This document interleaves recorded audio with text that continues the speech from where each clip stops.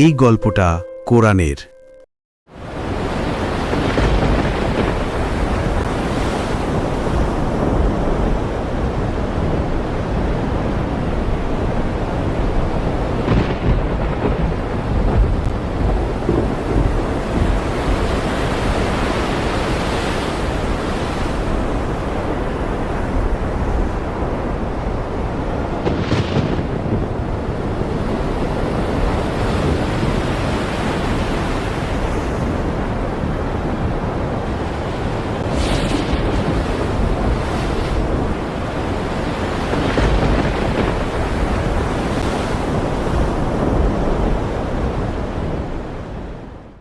আকাশের চাঁদ বলে দিচ্ছে আমরা আগামীকাল দুপুর হতে হতেই পৌঁছে যাব কিনারায়।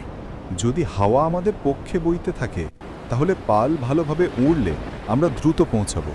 শুধু দোয়া করো আমরা যেন পৌঁছানোর পর মালগুলো ভালো দামে বিক্রি করতে পারি। 3 মাস ধরে আমরা যাত্রা করছি। আমি তো চাই শুধু দ্রুত কাজ শেষ করে বাড়ি ফিরতে।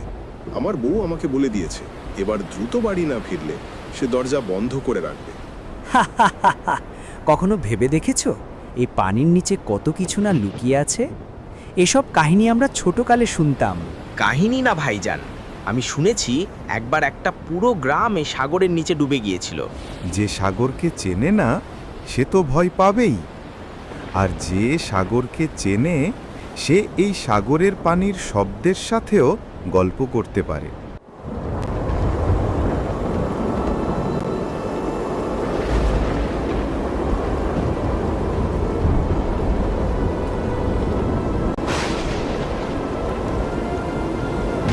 আজকের এই হাওয়াটা কেমন আজব না? মনে হচ্ছে আমাদের নৌকার পাল অন্যদিকে নিয়ে যাচ্ছে। সবাই সাবধানে যার যার জায়গায় বসে পড়ো, সাগরের পরিস্থিতি ভালো মনে হচ্ছে না, তুফান আসছে। আর এটা তো তুফান, আমরা এখন কোথায় যাব? আমাদের নৌকা উল্টে যেতে পারে, সবাই রশি ধরে থাকো। আল্লাহর ওপর ভরসা রাখো। এরকম তুফানের হাত থেকে আমরা এর আগেও বেঁচে ফিরেছি। না রে ভাই না, এটা কোনো সাধারণ ঝড় নয়। মনে হচ্ছে কেউ ইচ্ছে করে আমাদের ওপরে এরকম ঝড় পাঠিয়েছে।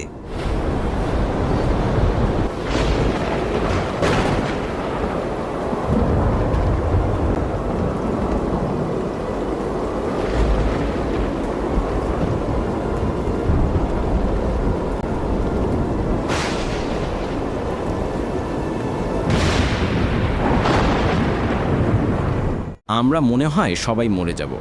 আমাদের নৌকা কোন দিকে বইছে? সাহস হারিও না, আল্লাহর ওপর ভরসা রাখো, ইনশাআল্লাহ আল্লাহ আমাদের ওপর সাহায্য পাঠাবে। আমরা রাস্তা হারিয়ে ফেলেছি, জানি না নৌকা কোন দিকে যাচ্ছে। হে আল্লাহ, আমরা তোমার গোলাম, আমাদেরকে সাহায্য কর।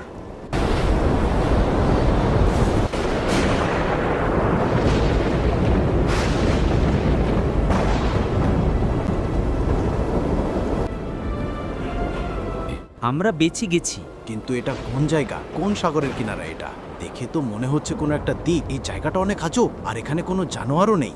আল্লাহ আমাদের বাঁচিয়ে নিয়েছে, কিন্তু এই জায়গাটা তো অনেক ভয়ঙ্কর। এই দ্বীপটা তো অনেক নীরব, কিন্তু মৃত কোনো জায়গা নয়। মনে হচ্ছে এখানে কোনো কিছু একটা আছে যে আমাদের ডাকছে। হ্যাঁ, ঠিক বলেছ, মনে হচ্ছে কেউ আমাদের জোর করে কাছে টানছে। আমাদের এখনই ফিরে যাওয়া উচিত। এই জায়গাটা আমার ঠিক লাগছে না, মনে হচ্ছে কোনো বড় বিপদ আসতে চলেছে। যদি এই জায়গাটা সত্যি আমাদের ডাকে, তাহলে সে আমাদের কাছ থেকে কিছু চায়। তাছাড়া এরকম একটা নীরব জায়গা থেকে এমন শব্দ আসতেই পারে না।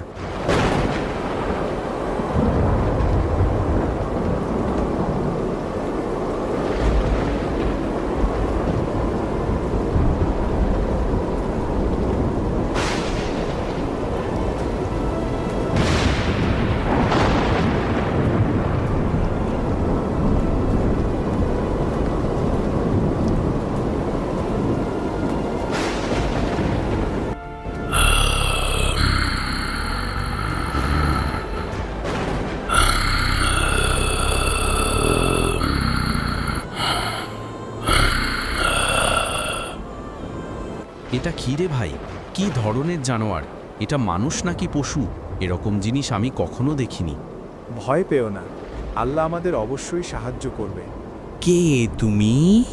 আমরা আরব থেকে এসেছি। ঝড়ের কবলে পড়ে আমাদের নৌকা এই দ্বীপে চলে এসেছে। কিন্তু তুমি কে?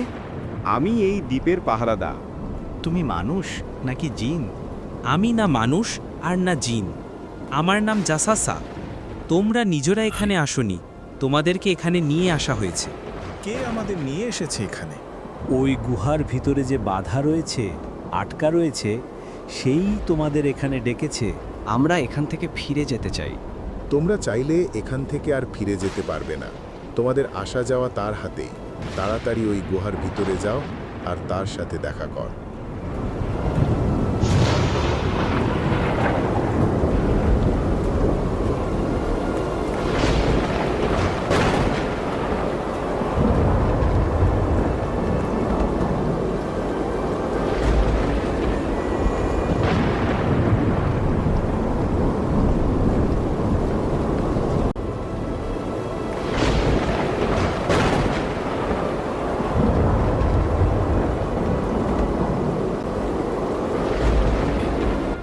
কে তুমি আর কোথা থেকে এসেছো? আমরা আরব থেকে এসেছি। আমরা নৌকাতে সফর করছিলাম আর ঝড়ে আমাদের নৌকা এখানে চলে এসেছে। আমি তোমাদেরকে ডাকিনি, কিন্তু তাও তোমরা এখানে চলে এসেছো। আর তাও এটা সময়ের আগেই। এখন বলো, পায়সান খেজুর বাগান কি ফল দেয়? হ্যাঁ, এখনো ফল দেয়। একদিন দেবে না। তাবারিয়া হ্রদে কি পানি আছে? হ্যাঁ, প্রচুর পানি আছে। একদিন শুকিয়ে যাবে সব পানি। আইনজুগুর ঝর্ণাতে কি পানি আছে? হ্যাঁ, প্রবাহিত আছে। একদিন তা থেমে যাবে। নবী কি প্রকাশ পেয়েছেন? মানুষ কি মানছে তাকে? হ্যাঁ, তিনি মদিনায় প্রকাশ পেয়েছেন, আর কিছু মানুষ তাকে নবী হিসেবে মেনে নিয়েছে, আর কিছু মানুষ তার কথা অমান্য করছে। তাকে মানা তাদের জন্যই ভালো।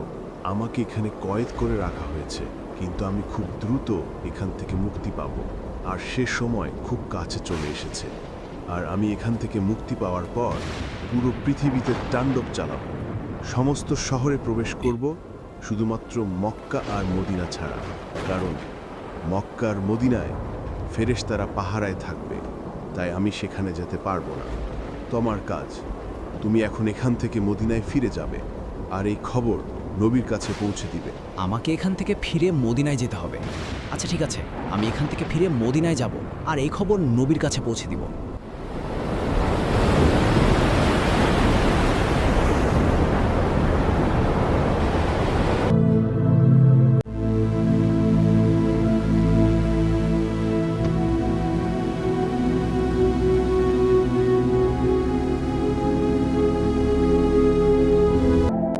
আরে, এ তো তামিমার দাড়ি। ইনি সবসময় সাগরে সফর করে। আসুন, আপনাকে নবী করিম সাল্লাল্লাহু আলাইহি সাল্লাম তার সাক্ষাতের জন্য ডাকছেন।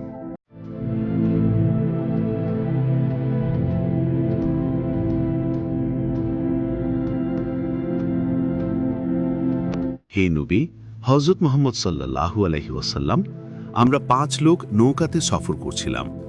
হঠাৎ একটা ঝড় শুরু হয়, আর সেই ঝড়ে আমাদের নৌকা একটা অচেনা দ্বীপে চলে যায়। সেখানে এক চোখ অন্ধ একজন ব্যক্তির সাথে আমাদের দেখা হয়। তার হাত পা শিকল দিয়ে বাঁধা ছিল। সে আমাদেরকে 4টি প্রশ্ন করে।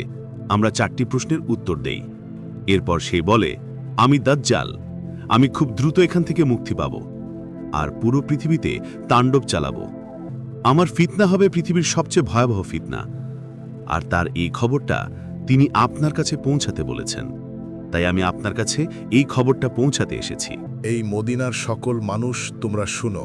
হযরত মুহাম্মদ সাল্লাল্লাহু আলাইহি ওয়াসাল্লাম বলেছেন, দাজ্জাল এখনো জীবিত আছে, আর সে একটা সাগরের মাঝে দ্বীপে গুহার মধ্যে বন্দী আছে।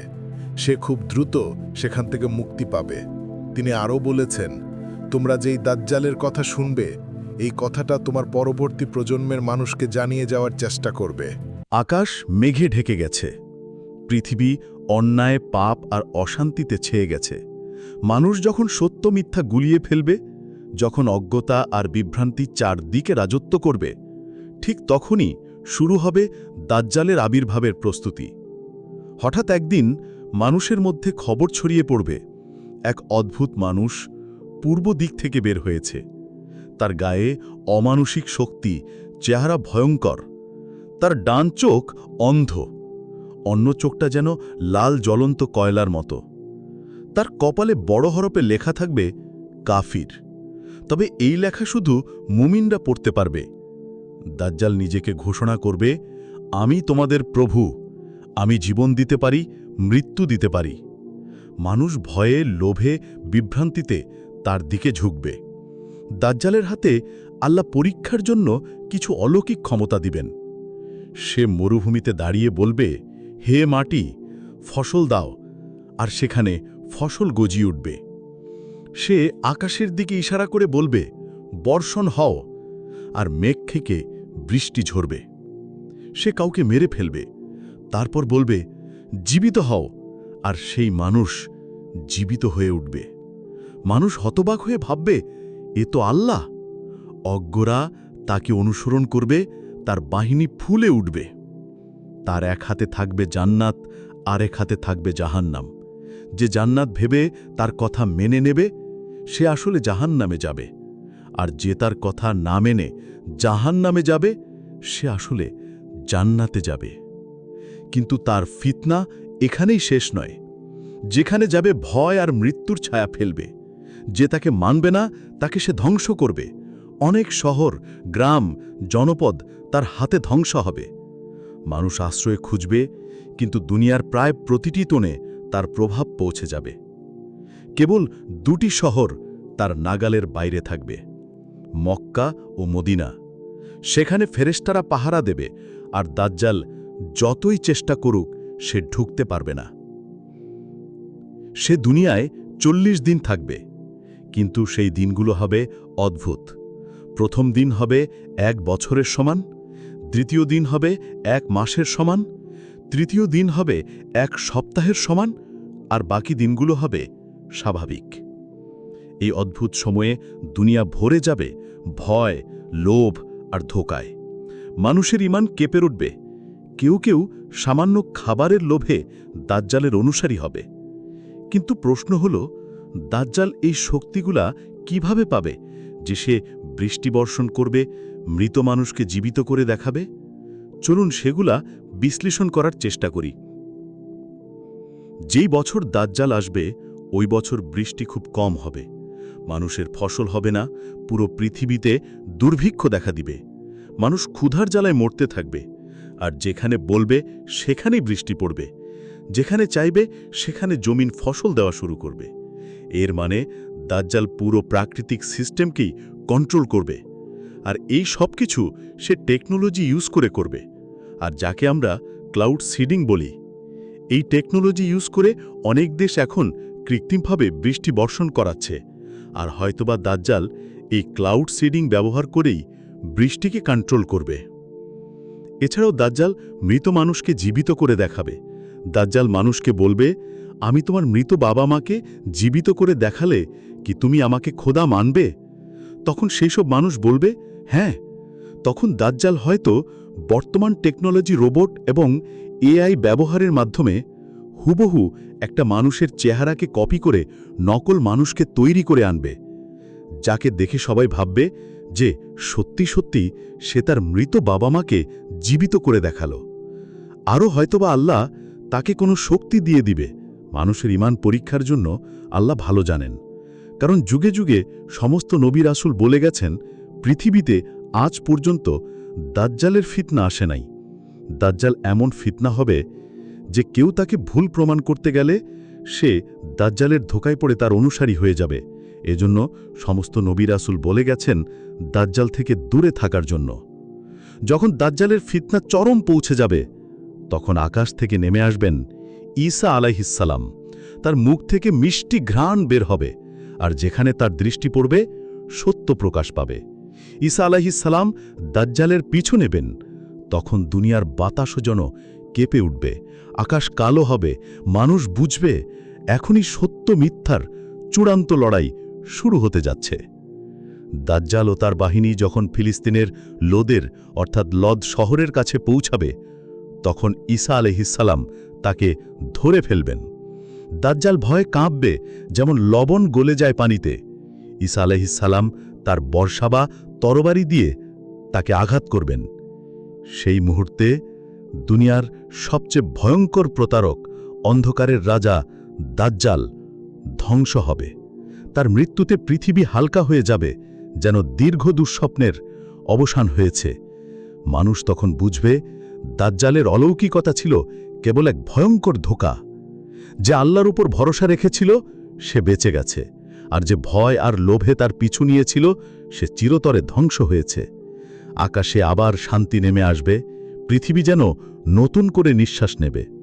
কিন্তু মানুষের মনে চিরকাল রয়ে যাবে সেই ছমছমে স্মৃতি যে অন্ধকার একদিন পৃথিবীকে গ্রাস করতে এসেছিল। দাজ্জালের পর পৃথিবী আরও অন্ধকার হয়ে যাবে, পাপ আর বিভ্রান্তি সর্বত্র ছড়িয়ে পড়বে।